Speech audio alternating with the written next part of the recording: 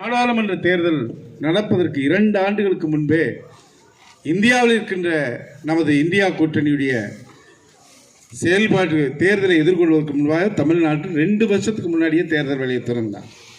அவர் திட்டமிட்டபடி தேர்தல் பணி தொடர்ந்து என்னென்ன சொன்னாரோ அத்தனை நிறைவேற்றினோம். 2024 இந்தியாவில் இருக்கின்ற பல மாநிலங்களில் இந்தியா கூட்டணி 100% வெற்றி பெற்ற மாநிலம் தமிழ்நாடு. அந்த வெற்றியை பெற்று தந்தவர் நமது மாண்புமிகு தமிழ்நாடு முதலமைச்சர் கழக தலைவர் அவர்கள். இந்த 2026 தேர்தலை பாசிச பாஜக குறுக்கு வழியில் ஏதாவது தமிழ்நாட்டில் காலூன்ற முடியுமா என்று அவர்கள் முயற்சியை தொடக்கத்திலேயே முறியடித்து இப்பவே தேர்தல் பணியை வெற்றிகரமாக தொடங்கி வைத்திருக்கிறார். இத்தனை பேர் இந்த வாக்குச்சாவடியின் 96 இத்தனை பேர் கூடியிருக்கிறோம்.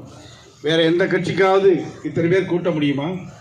முடியவே முடியாது. நாம நினைச்சா ராஜேஷ் சொன்ன மாதிரி இந்த வாக்குச்சாவடியில் 75% 80% வாக்குகளை திராவிட முன்னேற்ற கழகத்தினுடைய கூட்டணிக்கு ஆதரவாக நாம் மாற்ற முடியும். அதைத்தான் இங்கே நிரூபித்துக் கொண்டிருக்கிறீர்கள். அந்த அடிப்படையில் ஏன் இந்த தேர்தல் இவ்வளவு கவனம் செலுத்துகிறார் நம் தலைவர் என்றால் 2026 தேர்தல் மிக மிக முக்கியமான தேர்தல். இதற்கு முன்பு நடைபெற்ற தேர்தல்கள் அத்தனையும் தேர்தலில் போட்டியிடுவோம், யாரோ ஒருவர் வெற்றி பெற்று ஆட்சிக்கு வருவார்கள், அடுத்து ஆட்சி மாற்றம் ஏற்படும், இப்படி பல பணிகள் தொடங்கும். ஆனால் இந்த தமிழ்நாட்டில் பொறுத்த வரைக்கும் எந்த நமது உரிமைகளுக்கான பாதிப்பு இருக்காது, நமது கல்விக்கான பாதிப்பு இருக்காது, நமது தாய்மொழி தமிழுக்கு எந்த பாதிப்பு இருக்காது, தமிழ்நாட்டுடைய வளர்ச்சிகளுக்கு பாதிப்பு இருக்காது. ஆனால் இப்பொழுது அது நிலைமை கிடையாது. தப்பித்தவறி பாஜக தமிழ்நாட்டில் காலூன்றினால் ஒரு காலத்தில் ஆங்கிலேயர்கள் இந்தியாவை கொள்ளையடித்து கொண்டு அவர்கள் நாட்டை வலைப்படுத்தி சென்றார்கள், சுதந்திரம் பெற்றோம்.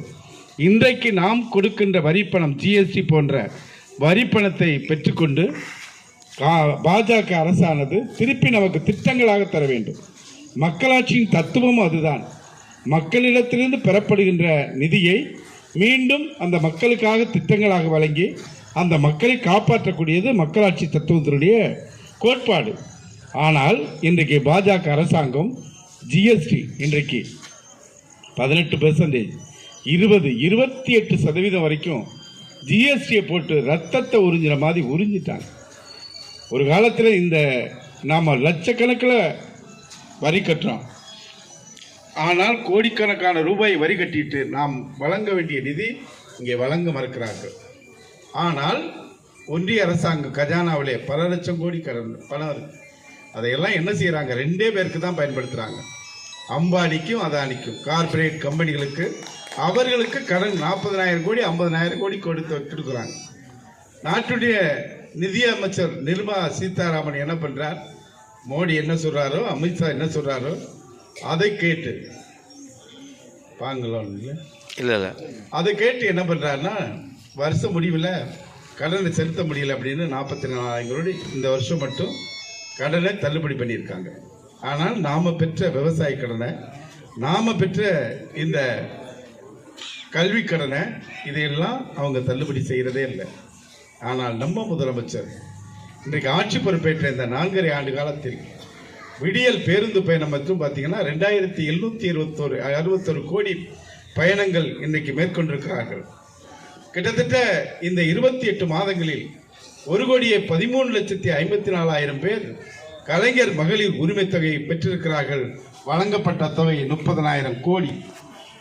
இப்போ 16,74,000 பேருக்கு 1,30,00,000 பேருக்கு இன்றைக்கு கலைஞர் மகளிர் உரிமை தொகை வழங்குகின்றோம். அதே மாதிரி 37,000 பேர் முதியோர் உதவித்தொகை, ஓய்வூதியம் போன்ற தொகைகளை மாதம் 1000 பெறுகின்றார்கள். 1,67,000 பேர் இன்றைக்கு 67 லட்சம் பேர் இன்றைக்கு எல்லாருக்கும் பணம் போய் சேருது. 1.5 கோடி பேருக்கு மேல பணம் போயிருது மாதம். இந்தியாவில் வேற எந்த மாநிலத்திலும் இது நடந்திருக்காது என்பதை எண்ணி பாருங்க. அதே மாதிரி இன்றைக்கு நம் முதலமைச்சர் அவர்கள் இல்லம் தேடி கல்வி 27 லட்சம் மாணவர்கள் இன்றைக்கும் ஆசிரியர்கள் அனுப்பி பாடம் நடத்துகிறார். மக்களை தேடி மருத்துவம் 2 கோடி பேர் நேரடியாக வீட்டுக்கு போய் மருந்து மாத்திரை கொடுக்கிறோம். தாய்மானவர் திட்டம், இப்படி அடுக்கடுக்கான திட்டங்கள் அத்தனையும் மக்கள் பயன்பாட்டிற்கு கொண்டு வந்திருக்கிறார். அதே போல மாநகராட்சி, நகராட்சி, பேரூராட்சி பகுதிகளில் சாலைகள் அத்தனையும் சீரமைத்து கொடுத்திருக்கிறார். கடந்த 10 ஆண்டு காலத்தில் இந்த நீர்நிலைகள், குளங்கள், மாநகராட்சி, நகராட்சி பகுதியில் பார்த்தீங்கன்னா பயங்கரமாக மோசமாக இருக்கும். இன்னைக்கு எல்லா நீர்நிலைகளும் பாதுகாத்து ஒரு அருமையான பூங்கா மாதிரி அமைத்து கொடுத்திருக்கார் நம் முதலமைச்சர் அவர்கள்.